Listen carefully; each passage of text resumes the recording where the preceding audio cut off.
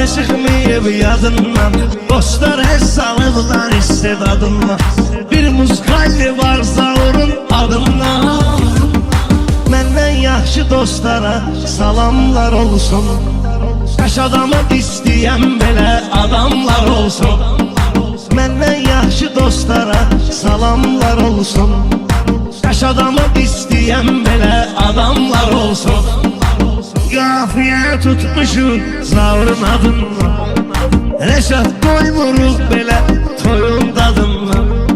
Kim ki kesmişin eğer çıkarır yadından, ona haram olmasın koy haramlar olsun.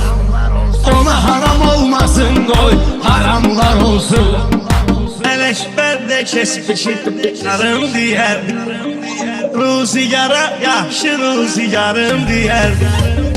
Kabak aşık severdi yarım diyerdi. WhatsApp çıkandan çıkıp balamlar olsun. WhatsApp çıkandan çıkıp balamlar olsun. Menden yaxşı dostlara salamlar olsun. Kaş adamı isteyen belə adamlar olsun.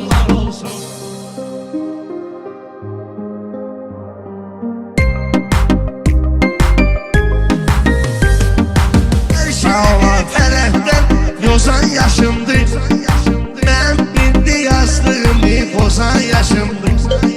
Leşimən WhatsApp'da girip yazan yaşımdı. Olabilir oğlum yazan kelamlar olsun.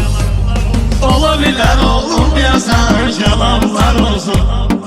Kırarım o ermənləri dəstə və dəstə. Zəlilişir Orxana ne deyir xəstə. Kardeşim konak gelse süfremin üstte, olsa gerektir halal təamlar olsun. Olsa gerektir halal təamlar olsun. Haramzade halalın hevesini vermez. Bir sual bu sual hevesini vermez.